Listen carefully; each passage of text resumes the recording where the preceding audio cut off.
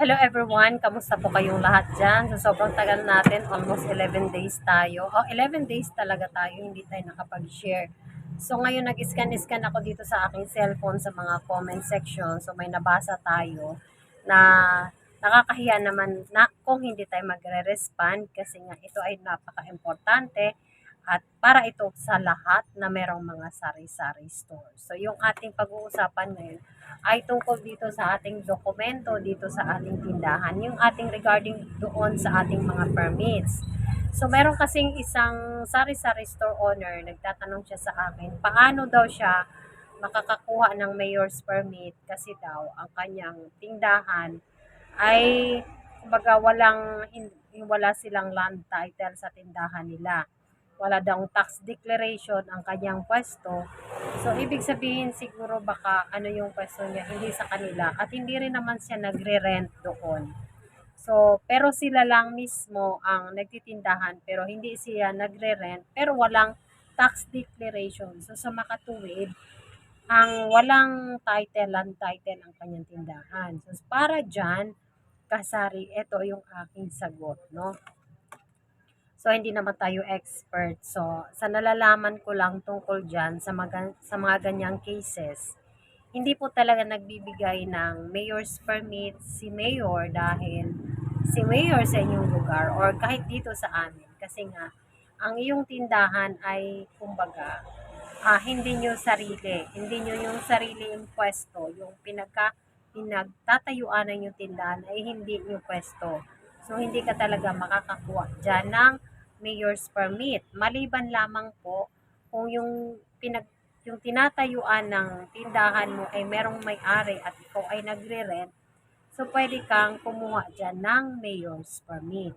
So sa mga ganyang case kasi kasari is, iniiwasan niya ng mayor daw, sabi ng napagtanungan ko, na iniiwasan daw yan na magkaroon ka dyan ng mayor's permit na hindi sa'yo yung pwesto, kumbaga nakikipwesto ka lang, pero hindi mo naman nirerentahan. So sa madaling sabi, parang partly sa government yung pinagtatayuan ng tindahan mo.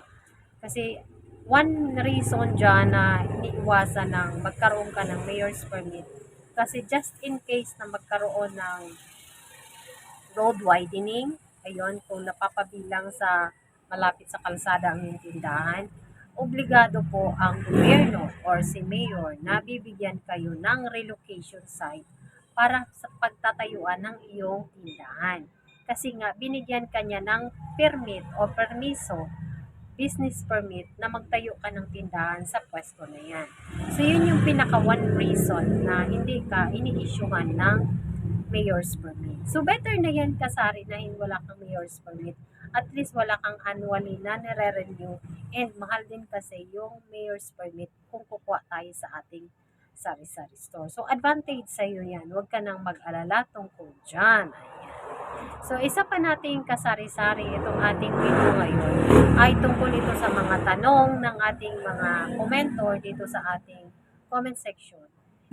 So, ayan, meron lang pong bumili kasari. So, ito yung hawak ko ngayon is yung ating BIR's permit, yung ating registration form. So, isi-share ko na rin ito sa inyo para doon sa ating nagko-question kung paano daw yung basihan sa pag-compute doon sa 3% ba, kung saan daw nakabase. Ito ba ay nakabase sa ah, total mo na benta or doon sa tubo ng benta mo. So, parang ganun ang kanyang question. So, to make your question short, ito sa pagkakaintindi ko sa tanong mo, Kasari, is gusto mong malaman kung paano magkakaltas, paano ka magko-compute ng iyong babayaran sa BIR sa iyong quarterly income tax return. Ayun. So, para sa akin, ganito lang yan.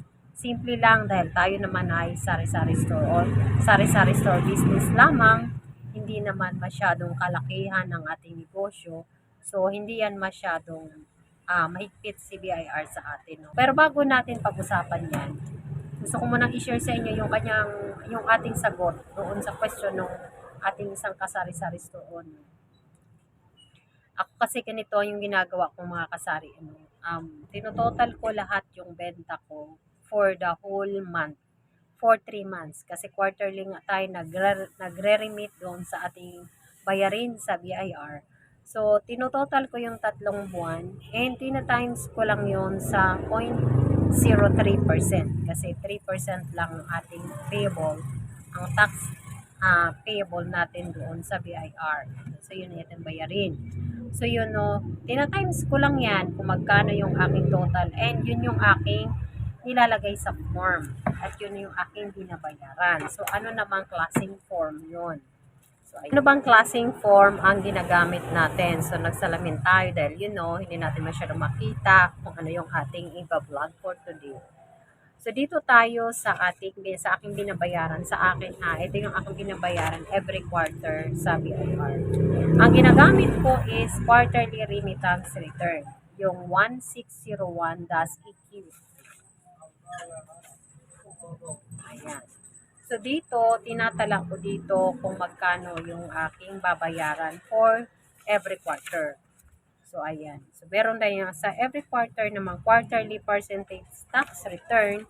Ito yung ating receipt form 2551Q. Dito natin tinatala yung ating kung magkano, sinasabi ko na is kung magkano yung ating binenta sa loob ng 3 buwan, magta-times tayo doon ng 3%. And yun yung ating ilalagay dito sa form na to. Ayan, so yun ilalagay natin. Ano ba ilalagay natin dito? Kung anong quarter, anong calendar year, anong quarter, ano yung contact number, anong taxpayer's name, ayan. Tapos of course, yung email mo kasi kailangan yan. And yung pinaka total tax due mo. Ayan. So sa akin, dito ko nilalagay. Ayan. So kung magkano ba yung tinotal mo sa 3 buwan, magkano yung pinakabenta mo, and tinimes mo yun ng 3%, yun ang ilalagay mo dito. Kasi yun ang required mga kasal, 3% sa ating total net income. Ayun, yung net income ay yung total sales. Diyan lang. Thank you very much. Tapos yun. Yun nga. Yun ang ating gagawin. So, ilalagay natin dyan and babayaran natin yan sa Metrobank kung saan kayo magre-remit. And sa kasama niyan is dalawa yan mga kasari ang binabayaran ko sa quarterly. Meron tayong quarterly remittance return na 1601 EQ dahil tayo po ay nagre-rent dito. So, ito yung ating binabayaran every quarter naman. Tungkol naman ito sa renta. Kaya iyan ay dalawa. So, every quarter, nagre-renew, nagbabayad ako ng dalawang form. Yung 1601 EQ and yung ating 2551 EQ which is yung ating percentage tax return quarterly to yung mga kasaya quarterly.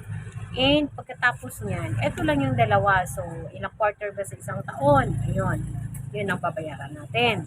4 na quarter. And then, meron tayong isa na binabayaran din natin. Annually naman yung mga kasari. Yun namang payment form 0605. Yun naman yung para doon sa ating renewal, sa ating registration. Sabi, so yun naman ay 500 pesos lang. So yun ang binabayaran ko dito sa aking tindahan. Dalawa sa quarterly dahil nagre-rent tayo. And kung kayo naman mga kasari hindi kayo nagre-rent, so isa lang ang babayaran nyo. And yung ating annually na registration renewal. So every January yun mga kasari. So dapat tayo dyan ay hindi malilate dahil meron na tayong multa na 1,000 pesos.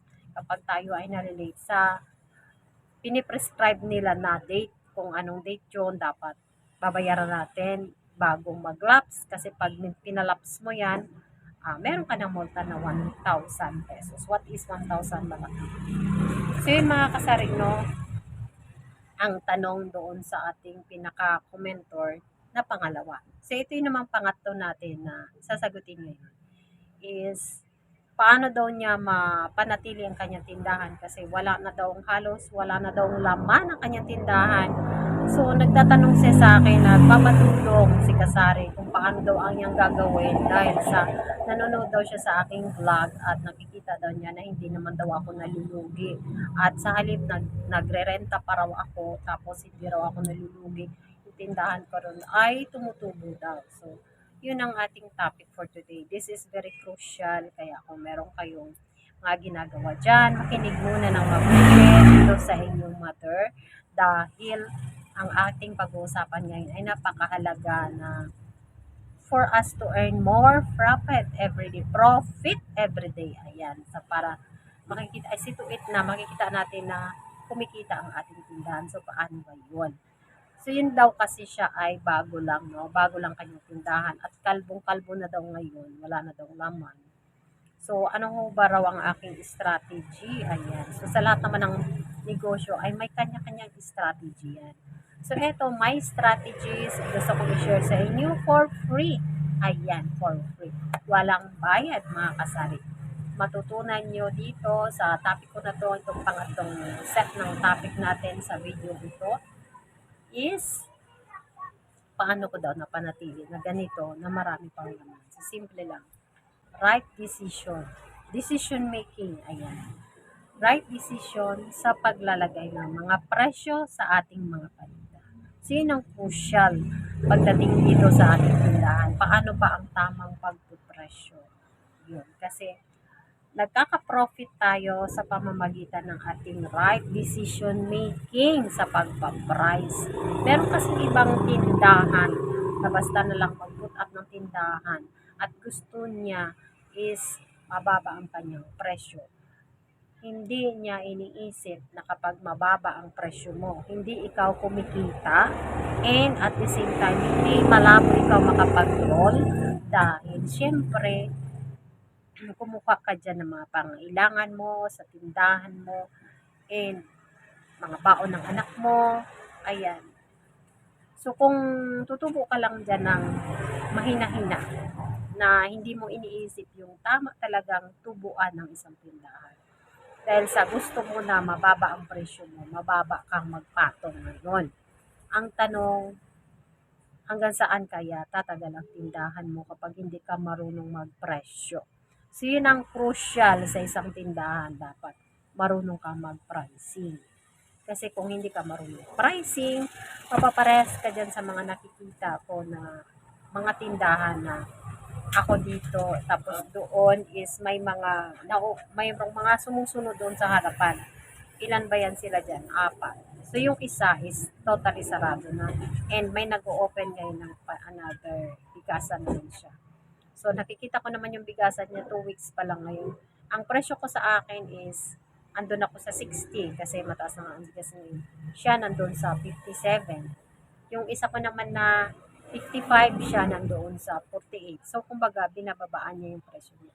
So, ano ang resulta sa pagbaba mo ng presyo? Ikaw ba ay kumikita? Ang tindahan mo ba ay magtatagal? Profitable ba ang tindahan mo kapag mababa ang presyo mo? Ayan. Yun ang isip-isip kasahid mo.